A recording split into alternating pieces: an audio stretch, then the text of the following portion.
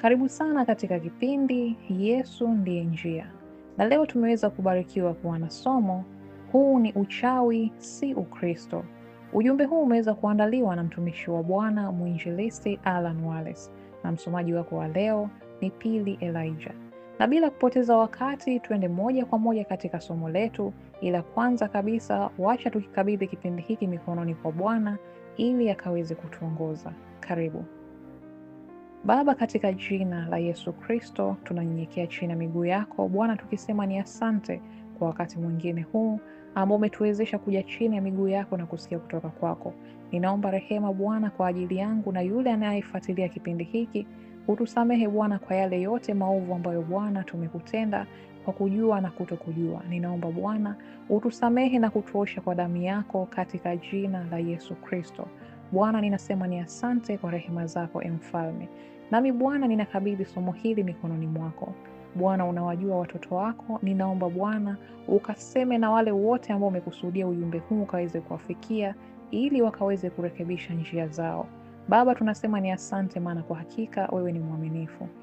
Wacha Roho wako Mtakatifu aende akatangulie katika kipindi hiki na kutuongoza sawasawa na mapenzi yako.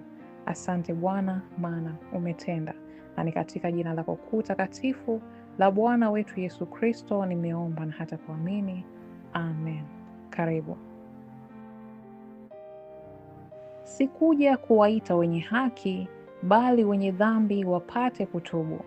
Neno hili ni kutoka kitabu cha Luka sura ya 5 mstari wa 32. Leo unapiga magoti na kutuma upanga uchinje ndugu yako.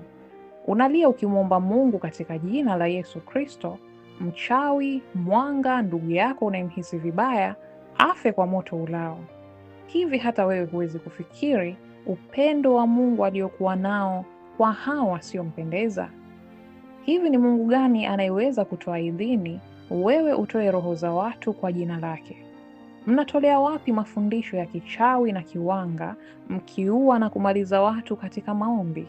Hayo si mapokeo ya Mungu, bali ya Shetani. Ndiyo wanakutesa, ndiyo wanakuudhi, ndiyo wanaweza kuwa wamechukua mali au kitu chako, ndiyo wameharibu maisha yako, ndiyo wamepanga yote ya kukute. Lakini mpendwa, Mungu anatamani asikie toka kwako ukiwaombea maadui wako, sio kuwaua. Ukisoma katika kitabu cha Mathayo sura ya 5 mstari wa 43 hadi 46, neno la Bwana linasema, mmesikia kwamba imenenwa, umpende jirani yako na umchukie adui yako.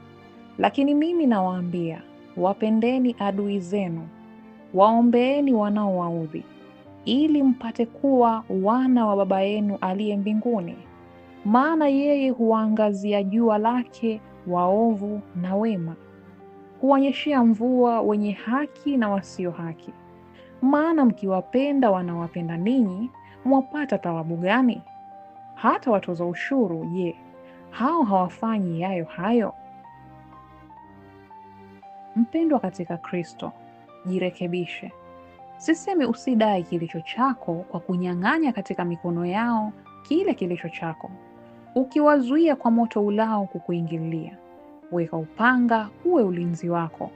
Ila nakusihi kuwa na hekima katika maombi yako, ili hao walio maadui zako, iwe ni wachawi, waganga, majambazi, shemeji, mama, yeyote yule aliyebeba ushuhuda mbaya ambaye anakuathiri katika maisha yako, tumia hekima katika maombi yako ili wengi wakapate kuokolewa kupitia shuhuda za hawa pindi watakapookoka.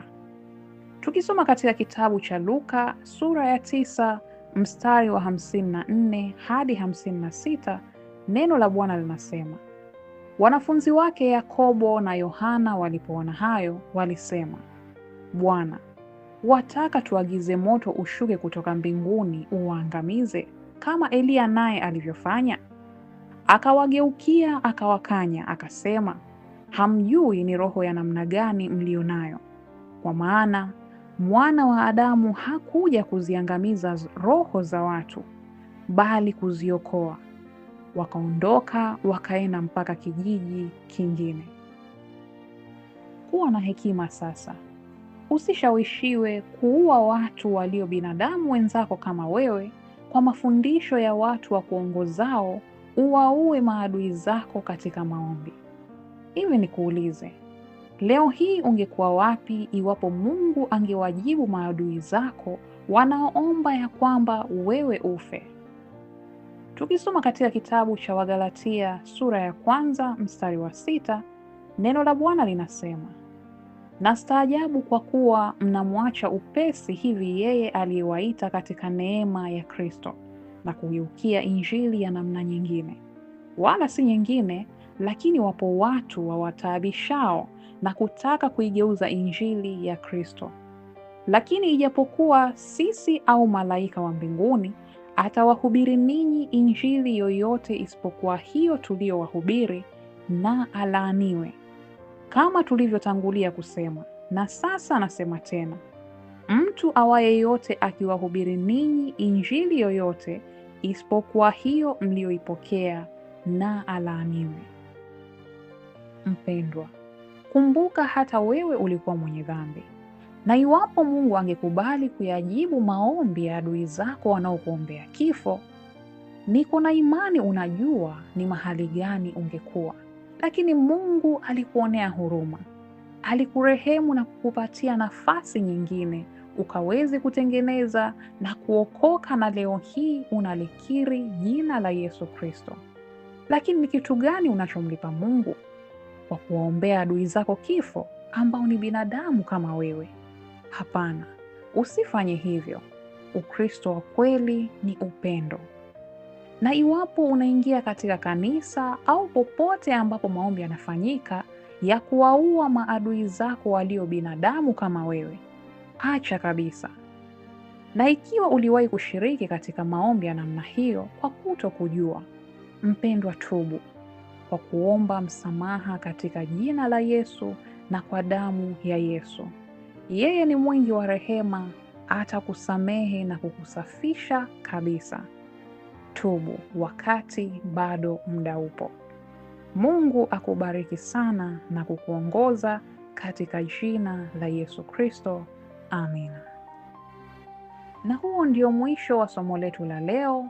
Nina imani umebarikiwa na kujifunza mambo mengi.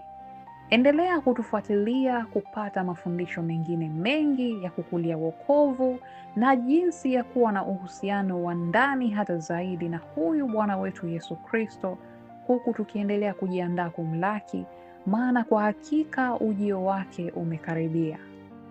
Na kuweza kuwasiliana na mtumishi wa Bwana mwinjilisti Alan Wallace kwa mashauri, mapendekezo na kadhalika, utaweza kupata nambari yake ya simu mwisho kabisa wa kichwa cha video hii, na vile vile utaweza kumpata katika social media platforms tofauti tofauti kwa jina hilo hilo la mwinjilisti Alan Wallace.